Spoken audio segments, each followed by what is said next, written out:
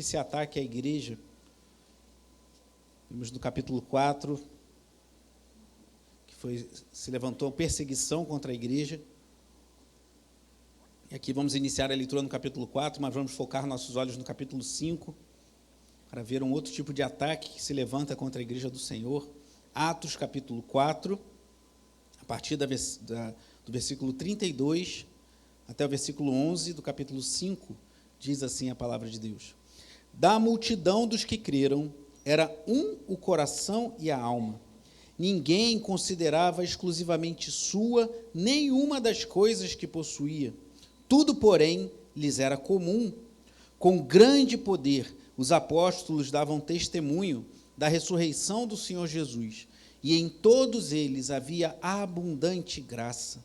Não havia nenhum necessitado entre eles, porque os que possuíam terras ou casas, vendendo-as, traziam os valores correspondentes e os depositavam aos pés dos apóstolos.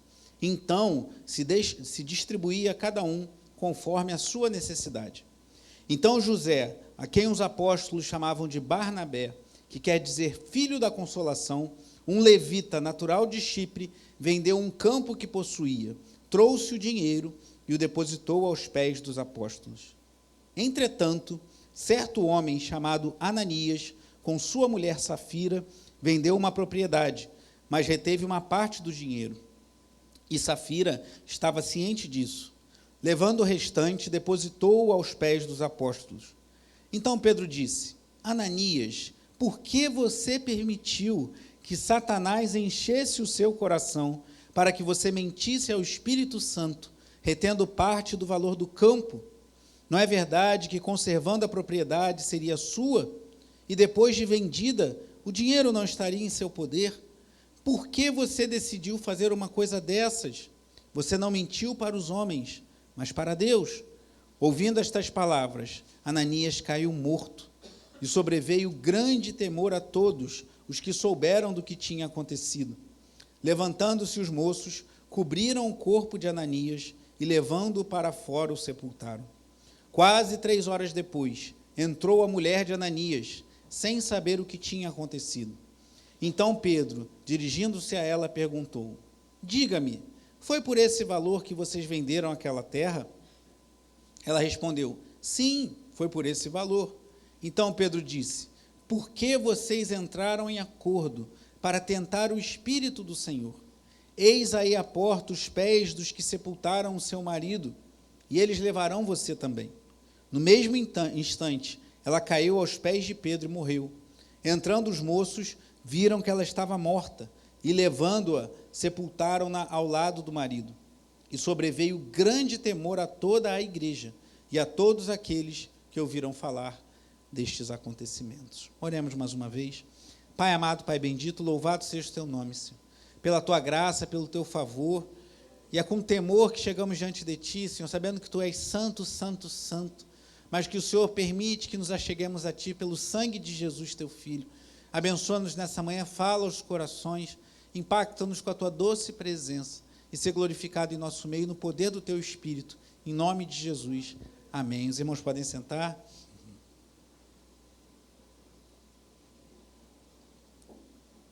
Irmãos, eu falava semana passada que, na minha opinião, pelo menos, eu sei que alguns irmãos aqui da igreja concordam comigo, o lugar mais perigoso da nossa casa é a cozinha.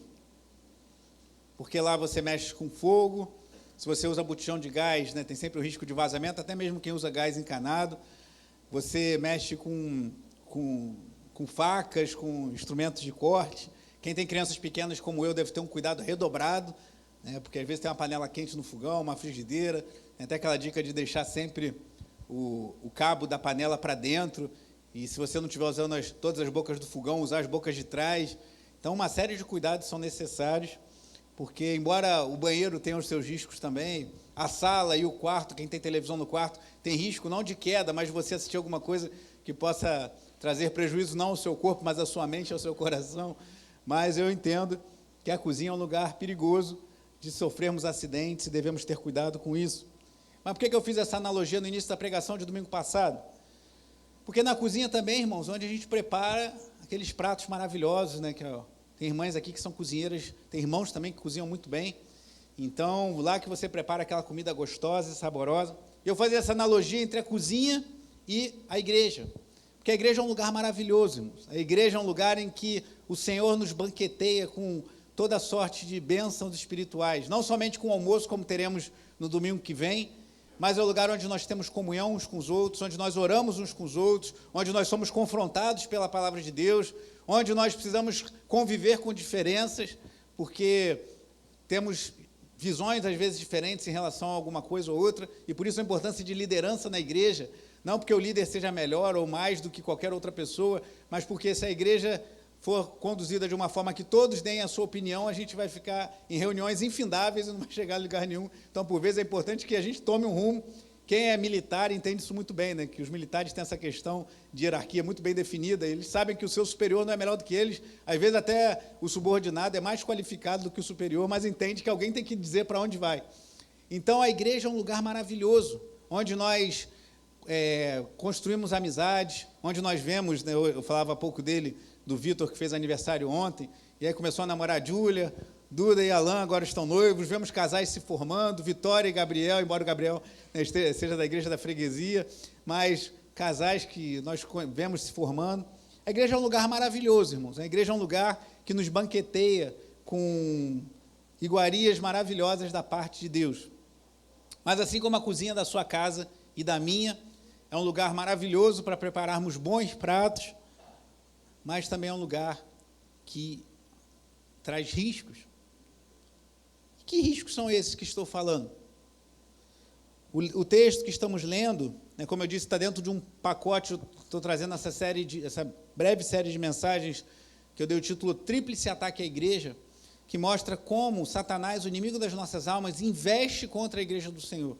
E isso já logo no início, irmãos. Não estou falando da nossa igreja do Anil, não estou falando da igreja da freguesia, ou da igreja dos dias da Reforma, ou do segundo ou do terceiro século, mas no nascedouro da igreja, a igreja ali ainda em Jerusalém, nos seus primeiros momentos de vida, e já vemos um levante. Vimos na mensagem, 2 mensagens antes, da perseguição que se levantou, prenderam Pedro e João, porque tinham, no nome do Senhor Jesus, operado um grande milagre, um homem coxo, que já tinha mais de 40 anos, foi curado, e eles pregaram o evangelho. Então se levantou uma perseguição, tentaram reter o avanço da igreja, prendendo aqueles 2 homens, mas não conseguiram. E quando é como uma estratégia de guerra, irmãos, quando o inimigo de nossas almas não consegue barrar o avanço da igreja de uma forma, ele, como um estrategista sagaz que ele busca uma outra forma de impedir o avanço da igreja. E quando eu falar igreja aqui, certamente estou falando da igreja do Senhor como um todo, da igreja militante, que não é só a igreja cristã Nova Vida, não é só a igreja cristã Nova Vida do Anil, mas inclui todos aqueles que creem no Senhor Jesus como Senhor e Salvador da sua vida. Mas você pode aplicar esses princípios também à sua vida pessoal, porque Satanás ele investe em nossas vidas como igreja, como grupo, como coletivo, mas ele também investe contra as nossas vidas particulares. Então, por vezes, você vai passar por perseguição, seja no trabalho, seja talvez na sua vizinhança, seja na sua família. Às vezes vai se levantar uma perseguição contra você pelo fato de você ser um servo de Deus, ser uma serva de Deus, e Satanás usa isso para que você seja coibido, para que você seja impedido de avançar, e por vezes vão surgir outras situações como essa que nós vimos aqui. O segundo ponto dos 3, que vamos ver do tríplice ataque à igreja, primeiro foi a perseguição, o segundo é corrupção. Satanás muitas vezes tenta, já que ele não consegue parar a igreja, segurando o avanço da igreja pela perseguição, muitas vezes, ele tenta corromper a igreja por dentro. O que vimos aqui no início da leitura, capítulo 4, era uma igreja, assim como no capítulo 2, antes da perseguição que veio sobre Pedro e João, aquele versículo 42 que eu amo, que diz que perseveravam na doutrina dos apóstolos e na comunhão, no partir do pão e nas orações. E lá no 47 diz que o Senhor ia acrescentando os que iam sendo salvos. Uma igreja coesa, uma igreja unida, uma igreja que os irmãos observavam as necessidades uns dos outros e se levantavam para ajudar uns aos outros. Uma igreja que tinha poder na pregação, uma igreja em que Deus operava sinais e maravilhas. Mas chega o capítulo 5 e ele começa com uma pequena palavra, entretanto. Surge um casal, Ananias e Safira.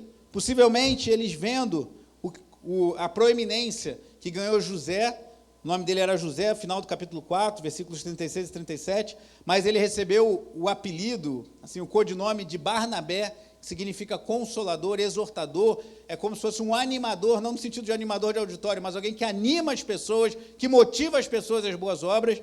E aí esse homem vendeu um campo que possuía, trouxe o dinheiro, colocou aos pés dos apóstolos. A gente já vê aqui, também no nascedouro da igreja, a importância da liderança ser bem estabelecida. Eles traziam aos pés dos apóstolos, que eram a liderança daquela igreja. E talvez vendo que José, chamado Barnabé, era um homem piedoso, um homem que que era bem quisto na comunidade, Ananias e Safira quiseram essa glória para eles. E eles também venderam um terreno e também trouxeram parte do valor. Mas eles mentiram. E Pedro diz aqui que eles mentiram ao Espírito Santo. Possivelmente o que aconteceu? Eles venderam um terreno, ficaram com uma parte do valor, trouxeram parte do valor da venda e disseram que tinham vendido, que estavam trazendo o valor inteiro. Qual foi o erro deles? Foi em terem trazido parte da venda do terreno e não toda? Não. Ninguém obrigou. O exemplo de Barnabé não era uma norma.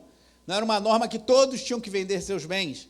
Porque você vai ver que aqui mesmo no início do livro de Atos, e lá no capítulo 20, por exemplo, quando Paulo fala aos presbíteros de Éfeso que não deixou de ensinar publicamente de casa em casa. Então, se ele ensinava de casa em casa, é que os cristãos tinham casas. Nem todos vendiam tudo que tinham. José Barnabé fez isso porque quis. Então, Ananias e Safira venderam um terreno porque quiseram e poderiam trazer como oferta todo o valor do terreno, poderiam trazer uma parte menor ou uma parte maior, isso é critério deles. O erro deles não foi em ter trazido uma oferta parcial. O erro deles foi, ao que tudo indica, o texto nos aponta nesse sentido, foi trazerem parte da venda e dizerem que estavam trazendo tudo para ficarem bem junto à comunidade. O pessoal fala, olha que casal abençoado, que casal piedoso. E aí eu concordo com, salvo engano, foi o Dr. John Stott, que disse que é a forma que Satanás está tentando corromper a igreja, ele chamou de desviar a igreja, é por meio da corrupção. Porque pensa bem, imagina se Ananias e Safira tivessem tido êxito no seu plano e tivessem conseguido entregar a oferta. Se fosse hoje em dia, muitos pastores estão muito preocupados com as despesas, e as despesas da igreja são altas, e ia chegar o irmão com oferta, esse aqui é o valor do terreno, tudo, que bom, que bênção, recebo, bota aí no gasofilácio, vamos levantar recursos para pagar as contas da igreja, e não oraria pedindo discernimento a Deus, como certamente Pedro e os apóstolos fizeram, para entender que havia uma mentira no meio daquilo. Imagina que a comunidade começasse a saber, lá, Ananias e Safira estão lá, todo mundo achando que eles são generosos, venderam um terreno, trouxeram tudo, mas é mentira. E olha só, eles estão mentindo no meio da comunidade, estão mentindo para todo mundo, dizendo que venderam tudo e trouxeram todo o valor da venda, só trouxeram uma parte, e não aconteceu nada com eles. Então, se eu mentir também, que problema há? Eu estar na igreja, eu participar da igreja, de repente eles iam receber um cargo, iam se tornar diáconos oficiais da igreja, sabendo que eram pessoas que estavam mentindo, pessoas que estavam agindo de forma errada, ali no seio da igreja. Que consequências isso poderia ter na igreja do Senhor? E o que acontece? Como nós lemos, ele reteve parte do dinheiro, e o versículo 2 do capítulo 5 diz que sua esposa Safira estava ciente disso, e levou o restante e depositou aos pés dos apóstolos. E o versículo 3 diz, então Pedro disse, Ananias, por que você permitiu que Satanás, olha quem lançou a ideia ao coração de Ananias, a antiga serpente, o mesmo Satanás que soprou a ideia lá a Eva no jardim ainda, certamente você não morrerá se comer do fruto que Deus disse que não comesse. Satanás enchesse o seu coração para que você mentisse a quem? A quem que está escrito aí, o versículo 3, para que você mentisse ao? Guarde essa informação aí contigo. Retendo parte do valor do campo. Não é verdade que conservando a propriedade seria sua? Pedro respondeu, não tem problema nenhum se você ficasse com o campo e não vendesse. E depois de vendido, o dinheiro não estaria em seu poder? Por que você decidiu fazer uma coisa dessas? Você não mentiu para os homens, mas para... E a quem ele disse que ele tinha mentido antes? Isso é mais uma evidência de que o Espírito Santo é Deus. Por exemplo, os testemunhos de Jeová falam que o Espírito Santo é uma força. Mas não uma força. Uma força não se entristece. Lá em Efésios 4, eu comentei isso na pregação anterior, diz que não entristeçais o Espírito Santo, no qual foste selado para o dia da promessa. Então, o Espírito Santo não é uma força, ele é uma pessoa, porque uma força não fica triste quando você desliga a luz, quando você mexe no interruptor, mas o Espírito Santo é uma pessoa, por isso se entristece, por isso que Pedro ele usa as palavras aqui de forma intercambiável. Mentiste para Deus ou mentiste para o Espírito Santo, que é a mesma coisa, porque o Espírito Santo é Deus. E aí, irmãos, vem algo chocante, versículo 5. Ouvindo estas palavras, Ananias caiu morto, e sobreveio grande temor a todos os que souberam o que tinha acontecido. Essa passagem pode chocar a muitos, porque Deus trouxe um juízo radical no meio da comunidade. Deus trouxe um juízo para cessar essa tentativa de Satanás de corromper a igreja por dentro, na sua raiz. É como se Deus estivesse cortando o mal pela raiz, e Ananias, esse homem mentiroso, esse homem que tentou enganar a igreja, e de certa forma, ao tentar enganar a igreja, estava tentando enganar o próprio Senhor, ele foi morto, irmãos. Imagina isso, a gente está no meio do culto, vem o irmão trazer oferta, deposita e cai duro quando sai daqui. Ainda fala que os moços foram levar ele aos ministros, como eu falei domingo passado. Viu, Nilson? Não queria estar de serviço nesse dia não, né? Meu Deus, tem que embrulhar e chamar o IML, que situação. No meio da comunidade, nem vou falar isso porque daqui a pouco não vai ter mais ministro aqui na igreja. Mas imagina a situação, no meio da comunidade, não sabemos se foi no meio do culto, mas aquele homem mentiu ao Espírito Santo, mentiu a Deus, e na verdade ele estava mentindo à igreja. Mas você vê que a identificação do Senhor com a sua igreja é tão profunda, irmãos, que Pedro não fala, você está mentindo à igreja, você está mentindo aos apóstolos, você está mentindo à liderança da igreja, mas ele fala, você está mentindo ao Espírito Santo e você está mentindo a Deus.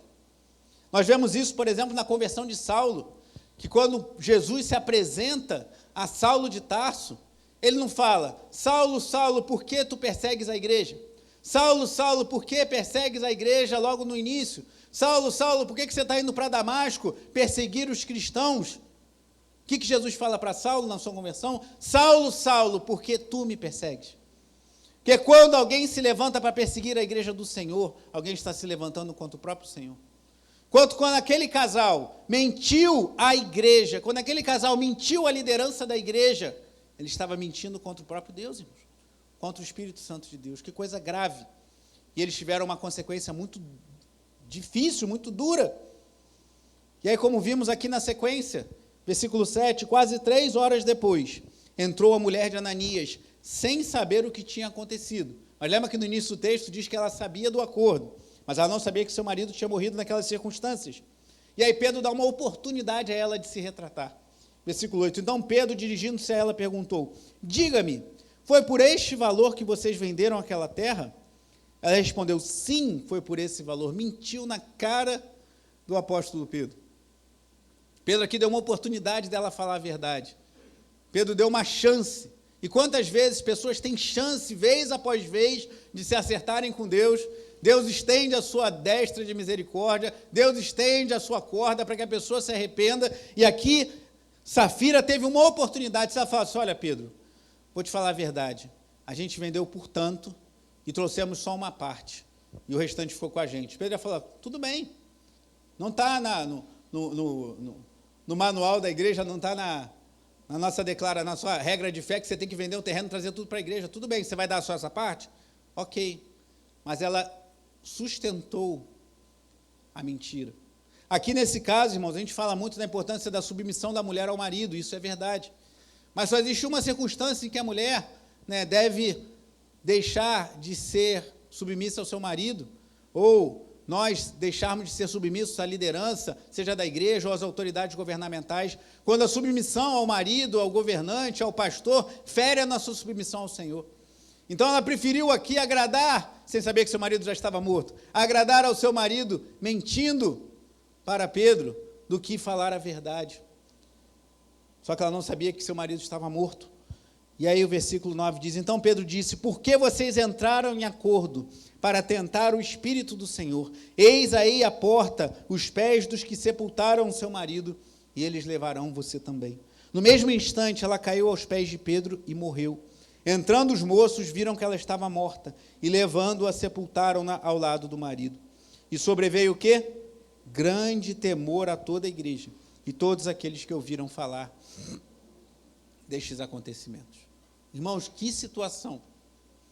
Talvez agora quando alguém falar para você, pena que a igreja não é mais como a igreja primitiva, eu queria tanto ser da igreja de Jerusalém, queria tanto estar naquela igreja que a gente vê os apóstolos operando sinais e maravilhas, queria estar tanto naquele momento em que Pedro e João chegaram diante da porta formosa para aquele homem coxo e falaram, não tenho prata nem ouro, Pedro falou isso, mas o que eu tenho te dou em nome de Jesus, Nazareno, levanta-se e anda, e aquele homem saiu saltando e louvando a Deus. Eu queria estar tanto vendo os milagres que Deus operou através daqueles homens, queria estar tanto na comunhão da igreja. Aí você fala, que bom, e você gostaria de estar também naquele momento em que Ananias e Safira mentiram à igreja, mentiram à liderança da igreja, mentiram ao Espírito Santo, mentiram a Deus e caíram os dois mortos? Você gostaria de se fazer parte da igreja do pastor Pedro, o apóstolo? Talvez a pessoa pense duas vezes. Deus operou assim em outras circunstâncias, irmãos. Vá comigo no livro de Levítico, capítulo 10.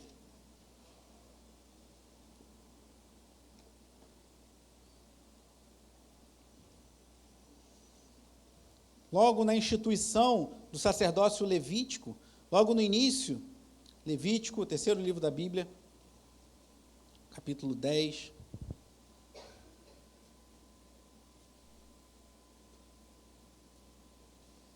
Apenas os versículos iniciais. Fala de dois homens, filhos do sacerdote Arão, irmão de Moisés. Levítico, capítulo 10, diz assim, Nadab e Abiú, filhos de Arão, tomaram cada um o seu incensário, puseram fogo dentro deles, e sobre o fogo colocaram incenso, e trouxeram fogo estranho. Ninguém sabe exatamente o que é isso. Eles trouxeram um incenso preparado de uma forma que Deus não tinha feito. Alguns entendem que eles estavam até bêbados, que eles tinham enchido a cara e foram servir no santuário. Não é muito claro o que eles fizeram, mas eles fizeram alguma coisa fora do que Deus tinha prescrito. Trouxeram fogo estranho diante da face do Senhor, algo que ele não lhes havia ordenado. Então saiu fogo de diante do Senhor e os consumiu, e morreram diante do Senhor. E Moisés disse a Arão, isto é o que o Senhor disse, mostrarei a minha santidade naqueles que se aproximam de mim, e serei glorificado diante de todo o povo. Olha que situação, irmãos. Os sacerdotes vestidos, filhos de Arão, chegaram diante de Deus, apresentando a oferta, não do jeito que Deus estabeleceu, mas do jeito que deu na cabeça deles, e também morreram na presença do Senhor. Um outro exemplo, Josué capítulo 7, avance um pouco aí na sua Bíblia.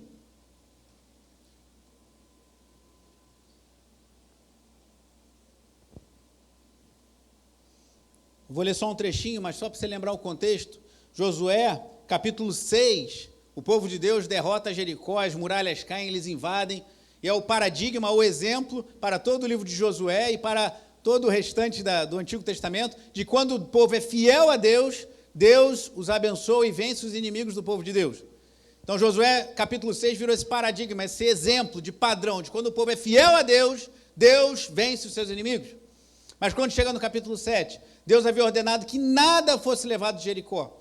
Ali era o que os historiadores chamam de interdito. A primeira conquista numa terra era totalmente consagrada aos deuses dos povos. E aqui, Jericó estava sendo totalmente consagrada como um holocausto ao nosso Deus. Nada deveria ser levado. Mas Acã viu alguns bens ali, se interessou e trouxe para si. E aqui no capítulo 7, a derrota em Ai, uma batalha bem mais simples do que Jericó, se torna um padrão, um paradigma do que acontece quando o povo desobedece a Deus e é vencido por seus inimigos. E aqui no capítulo 7, versículo 19, então Josué disse a Acã, meu filho, dê glória ao Senhor Deus de Israel e renda louvores a ele, e conte-me agora o que foi que você fez, não me esconda nada. Acã respondeu a Josué, é verdade, eu pequei contra o Senhor Deus de Israel, e fiz assim e assim. Quando vi entre o despojo uma boa capa babilônica, uns 2,5 kg de prata e uma barra de ouro pesando mais de meio quilo, cobicei essas coisas. O pecado nasce no coração. Primeiro ele cobiçou, ele não saiu pegando. Primeiro nasceu a cobiça no coração. E as peguei para mim. E eis que estão escondidas na terra, no meio da minha tenda, e a prata por baixo. Então Josué enviou mensageiros que foram correndo até a tenda de Acã. E eis que tudo estava escondido nela, e a prata estava por baixo. Versículo 25, Josué disse a Acã, por que você trouxe essa calamidade sobre nós? O Senhor hoje trará calamidade sobre você. E todo Israel o apedrejou, e depois de apedrejá-los, ainda os queimou. Outra situação dramática, irmãos. Acã desobedeceu a Deus, cobiçou a prata, cobiçou o ouro, cobiçou a capa babilônica, tomou aquilo que Deus tinha dito que era consagrado inteiramente ao Senhor, e também foi morto. E mais um terceiro e último exemplo, 2 Samuel capítulo 6.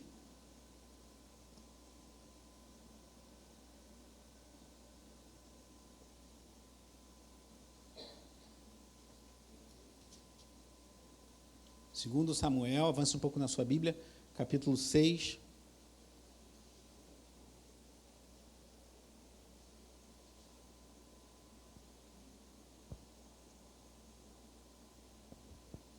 Abra e olhe para mim, por gentileza.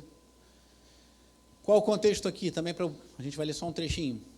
Davi está levando a arca de Deus, que representava a presença de Deus no Antigo Testamento, de volta para Jerusalém. E Davi está muito feliz, é um contexto de festa, de celebração. Eles estavam cantando, louvando ao Senhor, e eles colocaram a arca em cima de uma carroça de bois. Só que quem fazia isso? Os filisteus. Os filisteus, eles tinham esse hábito de transportar seus bens e seus ídolos em carroças de boi. Mas se você for na lei de Deus, diz que a arca tinha que ser transportada no ombro dos levitas. Havia varas que ficavam na arca e ela tinha que ser transportada no ombro dos levitas. Então, o que eles estavam fazendo? Estavam bem intencionados. Queriam muito levar a arca para Jerusalém. Estavam celebrando, estavam felizes, mas não estavam fazendo do jeito que Deus mandou. E o que acontece aqui? Versículo 3. Puseram a arca de Deus numa carroça nova. Não interessa se a carroça é nova. Interessa que Deus mandou não transportar em carroça. Numa carroça nova. E a levaram da casa de Abinadab, que ficava numa colina. Uzá e Aiô, filhos de Abinadab, conduziam aquela carroça. Levaram a carroça com a arca de Deus da casa de Abinadab, que ficava na colina. E Aiô ia diante da arca. Davi e toda a casa de Israel estavam como? Se alegravam diante do Senhor, com todo tipo de instrumentos de madeira, de faia, com harpas, liras, tamborins, pandeiros e símbolos.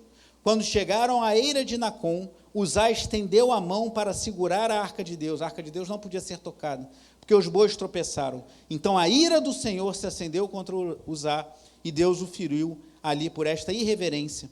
E Uzá morreu ali ao lado da arca de Deus. Irmãos, talvez vocês estejam assim, meu Deus, para de falar de morte. Ananias e Safira morreram.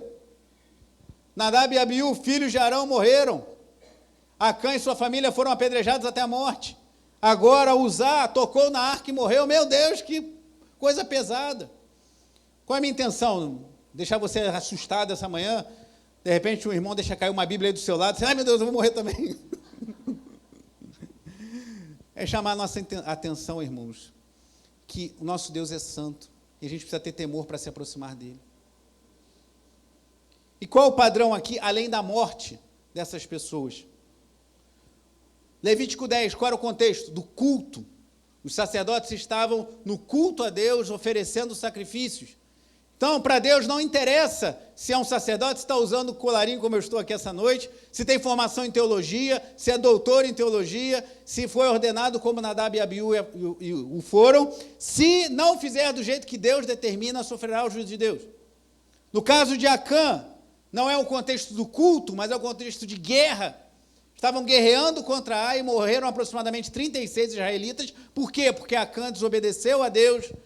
E aí depois descobriram a sua desobediência e Acã acabou tendo o fim que nós vimos que tiveram. E no contexto de 2 Samuel 6, qual é o contexto? Não é de culto como Levítico 10, não é de guerra como Josué 7, mas é de celebração. Mas fizeram as coisas do jeito que Deus não dissera que fosse feito, carregaram a arca de Deus em cima de carroças de boi, igual o povo estrangeiro fazia, e sofreu usar o juízo de Deus. Então, qual é o padrão disso tudo? Seja no contexto de culto, seja no contexto de guerra, né? Vivemos a nossa guerra no cotidiano, você ser fiel a Deus no dia a dia, não só aqui dentro da igreja, mas na segunda-feira, na quarta, no sábado. Então, na guerra do cotidiano, na guerra dos israelitas contra Ai, na celebração pelo retorno da arca, não interessa o contexto, quando desobedecemos a Deus, não fazemos aquilo que Ele prescreve para nós, o salário do pecado é a morte. Como Paulo vai dizer muitos anos depois, muitos séculos depois, em Romanos 6, 23, que o dom gratuito da vida é a vida em Jesus Cristo, nosso Senhor, mas o salário do pecado é a morte. Aí talvez você fale, mas Levítico 10, Juízes 7, 2 Samuel 6, a morte de Nadab e Abiú, sacerdotes, o juízo sobre Acã e sua família, o juízo sobre Uzá, que botou a mão na arca, isso está tudo no contexto do Antigo Testamento. É verdade. Mas qual é o texto que estamos refletindo essa manhã? Atos 5 está no Antigo Testamento? Então, quem te garante que o Deus que agiu com juízo nesses episódios do Antigo Testamento não age hoje também, se ele agiu no Novo Testamento? E se você quiser mais um exemplo, Atos capítulo 12, eu não vou abrir por causa do tempo, mas se você quiser você pode ver em casa, Deus executando juízo sobre o mau rei Herodes, que achou que era Deus, e a Bíblia diz que ele morreu comido de vermes, que ele sentou num trono e achou que ele era um Deus. Então, meus amados, Deus continua executando juízo, ainda nos dias de hoje, eu creio. Muitos falam, por que nós não cremos mais que Deus opera milagres e sinais, como nos dias de Atos? Eu creio que Deus opera, talvez não naquele volume, porque ele era um momento marcante na história da redenção, mas eu creio que Deus opera milagres ainda hoje. Mas da mesma maneira que eu creio que Deus opera milagres ainda hoje, como operou no tempo da igreja primitiva, Deus opera juízo ainda hoje, como operou naquela época. A gente precisa ter temor, irmãos. A gente precisa entender que Deus é o soberano. Falei de Herodes, Deus opera juízo não só no meio do seu povo, mas também daqueles que não são do seu povo. Herodes, Atos 12, Daniel capítulo 4, Nabucodonosor ficou louco, ficou como um animal. Daniel capítulo 5, na sequência, Belsazar deu uma festa usando os utensílios que eram consagrados a Deus para se embebedar os seus convidados. Ele viu mãos escrevendo numa parede, Mene, Mene, Tekel e Parsim. Seu reino foi contado, achado em falta, será tirado e entregue aos persas. Isso aconteceu naquela mesma noite. Então Deus opera juízo sobre aqueles que não são do seu povo, que Ele é o soberano, Ele é o rei de toda a terra. O Salmo 24 diz, do Senhor é a terra e a sua plenitude, os homens e os que vivem nela, não somente o seu povo. Então Deus operou juízo sobre Nabucodonosor, sobre Belsazar, Daniel 4 e 5, sobre Herodes, Atos capítulo 12, e também sobre o seu povo. E a gente precisa ter temor, irmãos. Que essa história nos ensine que o problema de Ananias e Safira não foram terem vendido o terreno e trazido uma parte para a igreja. Podiam vender o terreno e não trazer nada para a igreja, mas terem mentido e assim querer trazer um ataque para a igreja, que quando Satanás não consegue atacar por fora, ele tenta atacar por dentro e gerar corrupção no seio da igreja. E por isso que a gente tem que pedir muito a Deus graça e sabedoria, que a igreja, no seu afã de botar gente para dentro, muitas igrejas têm essa... É bom, irmãos, recebermos pessoas se achegarem, a gente fica feliz, famílias chegando, pessoas chegando à igreja, isso é muito bom. Mas o que vemos nas Escrituras é que a igreja não deve ter essa como a sua prioridade máxima. No sentido que o quê? A gente tem que botar a gente para dentro. Não importa se a gente vai falar só de amor, vamos falar só que Deus é amor e Deus é amor, vamos falar só da compaixão de Deus e Deus é compassivo, vamos falar só do Evangelho da graça, o Evangelho é da graça, mas vamos falar que o Evangelho é da graça porque nós somos pecadores.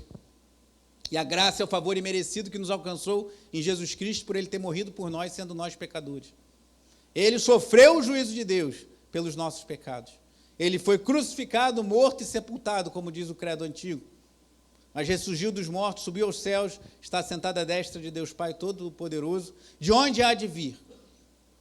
E se nos assusta esses juízos que vimos hoje, tanto no Antigo quanto no Novo Testamento, saiba, irmãos, que é um juízo muito mais severo por vir. Também no Novo Testamento, se você quiser ler em casa, Apocalipse, capítulo 16, diz que quando Deus vier julgar essa terra, os homens vão sofrer dores tão intensas que eles vão morder a língua de dor, de tanta dor que virá sobre eles. Isso não está em Levítico, nem em Reis, nem nos profetas. Está em Apocalipse, o último livro da Bíblia. Sentir tanta dor que eles vão morder a língua por causa dos seus pecados, mas ainda assim vão blasfemar contra Deus. Apocalipse capítulo 16. Isso vai acontecer, irmãos. O que Deus fala vai acontecer. Então há um juízo mais severo a caminho, mas há uma proteção para nós que nos refugiamos em Cristo, para nós que estamos guardados debaixo do sangue de Jesus.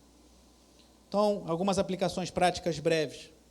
Deus não se impressiona com culto, com vestes, com diplomas, com celebrações, com boa música, com dons e talentos. Ele opera juízo no culto, como foi em Levítico 10. Ele opera juízo no meio da guerra, como foi em Josué. Ele opera juízo no meio da celebração, como foi em 2 Samuel. Ele opera juízo no meio da sua comunidade, como foi em Atos 5. Ele opera juízo nos reis que não são do seu povo, como foi com Nabucodonosor, Belsazar e Herodes. Então, qual é o critério? Obedecermos ao Senhor, irmãos. O que nos livra do juízo de Deus é o sangue de Jesus. Porque Ele é o justo que sofreu os nossos pecados.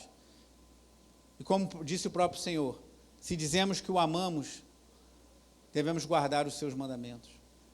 Não para sermos salvos, porque não conseguiríamos, porque somos todos pecadores, mas porque somos salvos, estamos livres da ira que há de vir sobre toda essa terra, nós buscamos viver para a glória de Deus. E para isso precisamos muito, irmãos, da ajuda do Espírito Santo de Deus. Precisamos muito da ajuda um do outro. No momento de dificuldade, se você estiver passando por uma tentação, é importante você ter pessoas que confiam, pessoas confiáveis, com quem você vai dividir as suas demandas e falar, ore por mim, que o desafio está grande, para que eu não seja encontrado em falta e receba o juízo de Deus, porque Deus continua derramando juízo, irmãos. Eu falo isso com peso no coração, porque é difícil, mas a igreja precisa ser alertada. E quando Satanás não consegue parar a igreja pela perseguição, ele tenta parar pela corrupção. Eu creio que esse é o segundo dos 3 ataques que nós vemos mais, pelo menos no contexto brasileiro. Porque para mim o que a gente vê mais é o último que veremos em Atos 6, que é a distração. Mas, depois da distração, eu creio que a igreja brasileira está sofrendo muito em permitir, nesse afã de botar todo mundo para dentro, que o pecado, o fermento esteja no meio da massa. Só que Deus continua operando juízo. Deus continua trazendo juízo, e nós precisamos estar com os olhos bem abertos e pedir a Deus misericórdia pelas nossas vidas, para que nós não sejamos encontrados em falta, como foi Ananias e Safira. Porque podemos até mentir aos homens, mas não podemos mentir a Deus. E pedir ao Espírito Santo que nos capacite, nos fortaleça para vivermos de modo digno do Evangelho que nos alcançou. Vamos orar. Apresente sua vida ao Senhor nesse momento. Peça a Deus que console seu coração, que traga paz à sua alma. Muitos cristãos hoje estão distraídos, que é o que veremos no último capítulo dessa série, Atos 6. Mas estão permitindo que a corrupção entre pelos seus ouvidos, pelos seus olhos. E o problema muitas vezes, irmãos, é que o juízo muitas vezes não acontece como aconteceu nesses episódios que vimos aqui de forma instantânea. Às vezes, quando vemos, o tempo passou e percebemos que estamos sofrendo longe do Senhor. Fique de pé, vamos ficar todos de pé, faça sua oração, apresente sua vida a Deus. Somos todos falhos, todos pecadores, todos carentes da graça, do favor do nosso Deus. Faça a sua oração. Peça a Deus que fortaleça a tua alma, que te dê discernimento, porque o que há em comum entre todas essas histórias, que aconteceram em momentos diferentes, em contextos diferentes, com pessoas diferentes, foi a desobediência ao que Deus havia determinado.